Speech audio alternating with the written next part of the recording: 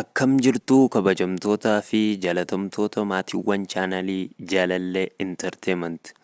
Kun kan daawwachaa jirtan chaanala keessan mana keessan teessanii barumsa keessan karaa salphaa ta'ee fi ammayyaawaa ta'een irraa barattan Jaalallee Entertainmentidha.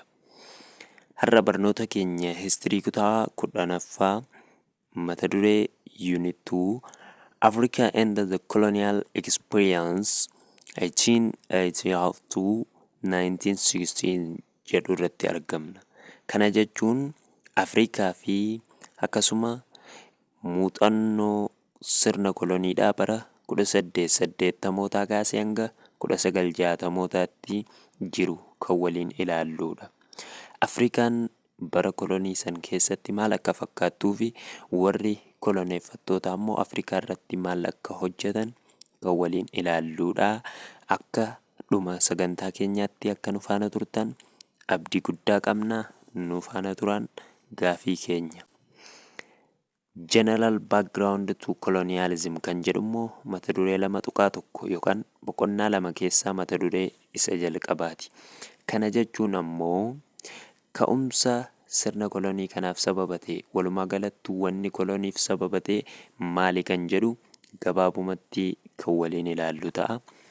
Colonialism is defined as the direct and the total dominance of one country by another based on the possession of state authority by a foreign power jedha.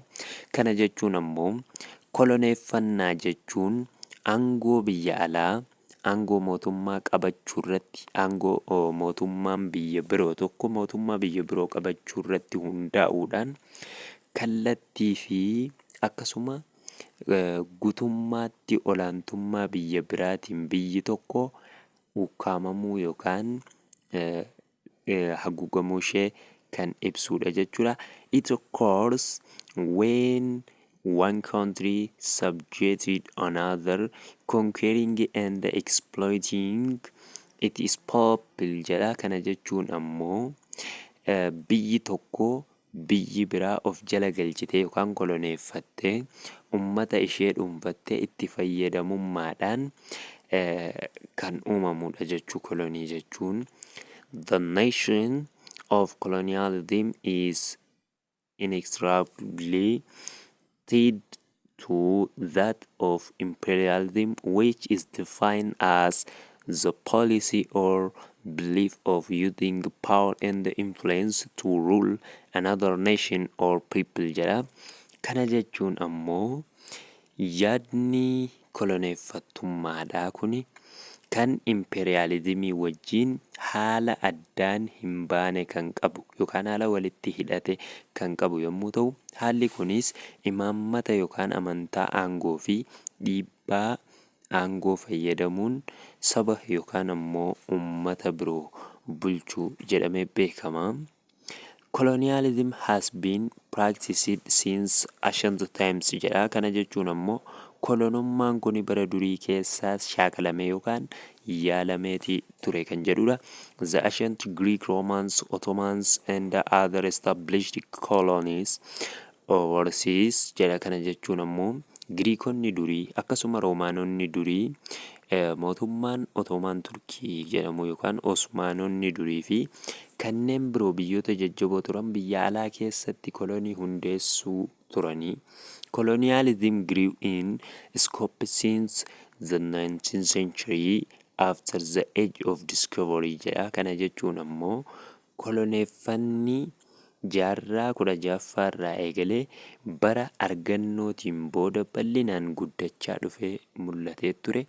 This was owing to advancements in navigational technology that allowed Europeans to travel to all corners of the earth jedha. Kana jechuun ammoo wanni kunis guddina teeknoolojii fi humna galaanaa kan Awurooppaanonni gara goleewwan lafaa hundumatti akka imalan isaan taasiserraa kan ka'e ture jechuudha. Argannoon booda koloniin uumamuun kun jechuudha. Following the end of the Atlantic slave trade, Europeans began trading with African in what became known as legitimate trade jedhama. Kana jechuun daldalli garboota Atlaantikii erga xumurameen booda Awurooppaanonni Afrikaa wajjin daldala seera qabeessa jedhamuun beekamu kan qabatan turan jechuudha. Daldalli sun the term jechi legitimate commerce refers to commodity trade between Africans and the European countries after the slave trade was abolished jedha. Kana jechuun ammoo daldala seera qabeessa yookaan legitimate trade jechuun kuni wanti inni argisiisu daldalli meeshaalee Afrikaanotaa fi daldaltoota Awurooppaa gidduutti erga daldalli garbaa haqameen booda daldalaa turame santuu daldala legitimate jedhama jechuudha. During this time jedha jalqaba yeroo kanaa keessa raw products from Africa particularly cash crops jedha. Yeroo kana keessatti wantoonni jallisii Afrikaa irraa oomishaman meeshaaleen jallisii jechuudha. Keessumattuu immoo midhaan maallaqa meeshaalee Awurooppaa irraa dhufaniin jijjiiramuu turan. Maallaqni Awurooppaa irraa kan dhufuudha. Mi'a dheedhiin ammoo Afrikaa irraa kan dhufuudha. The era of legitimate trade shifted the relationship between Africa and Europe from commerce based on human merchandise to merchandise of tropical crops. Kana jechuun ammoo bara daldalaa yookaan era daldalaa san keessa seera qabeessummaan hariiroo Afrikaa fi Awurooppaa gidduu jiru daldala meeshaalee daldala namaa irratti hundaa'e irraa gara daldala tropikaaliitti yookaan daldala meeshaa ittiin socho'utti tropical crops jechuun callaa naannoo Afrikaa kanatti oomishamu garasitti erguun galii argachuu jalqaba. Nama asii daldala garbaatiin ergamee galiin argamaa ture. Boodarra immoo gara daldala tropical trade'itti jijjiirame jechuudha. This heightened competitiveness resulting in a race for Africa jedha. Kana jechuun wanni kuni dorgommii ol kaasuudhaan Afrikaadhaaf dorgommii haaraa fide jechuudha. Between the final quarter of the 18th century and the 1870s, a large number of European explorers traveled out into the heart of Africa to conduct exploration. Kana jechuun ammoo kurmaana dhumaa jaarraa 18ffaa fi akkasuma bara 1870moota gidduutti qorattoonni Awurooppaa baay'een qorattoonni biyyoota garaagaraa irraa bakka Afrikaa garaagara ta'etti ba'anii qorannoo gaggeessaa kan turanidha jechuudha. Qorannoon isaanii kun immoo based on the timing and the purpose, European explorers may be loosely divided into two groups jedha. Kana jechuun qorattoonni Awurooppaa irraa gara Afrikaatti bobba'an kunneen yeroo fi kaayyoo irratti ba'an irratti hundaa'uudhaan qorattoota Awurooppaa laaftuu yookaan qorattoota gurguddoon taane garee lamatti qooduun ni danda'ama jedha. First jedha gareen jalqabaa the European explorers who arrived before the 1850s are believed to have been inspired by a spirit of poor jedha. Kana jechuun inni jalqabaa gareen tokkoffaa qorattoonni Awurooppaa bara 1850moota dura dhufan hafuura qorannoo saayinsii fi akkasuma hafuura saayinsii qulqulluu fi kaayyoo kana fakkaatu kan qaban turanidha jechuudha. And the objective scientific inquiry jechuun kaayyoo kanneen fakkaatu yookaan kaayyoo kana kan kaatu akka qaban amanamaa kan turedha. Second, gareen lammaffaa immoo a considerable number of explorers who arrived after the 1850s were European government agencies jedha. Kana jechuun lammaffaa qorattoonni bara 1850moota booda dhufan baay'inaan ergamtoota mootummaa Awurooppaa warra turanidha jechuudha. Meanwhile, although the European missionaries come with the good intention to evangelize Africa jedha. Kana jechuun ammoo yeroo kana misiyoononni yookaan ergamtoonni Awurooppaa Afrikaa wangeela lallabuudhaaf yaada gaarii qabatanii kan dhufan ta'ullee jedha. The timing was bad jedha.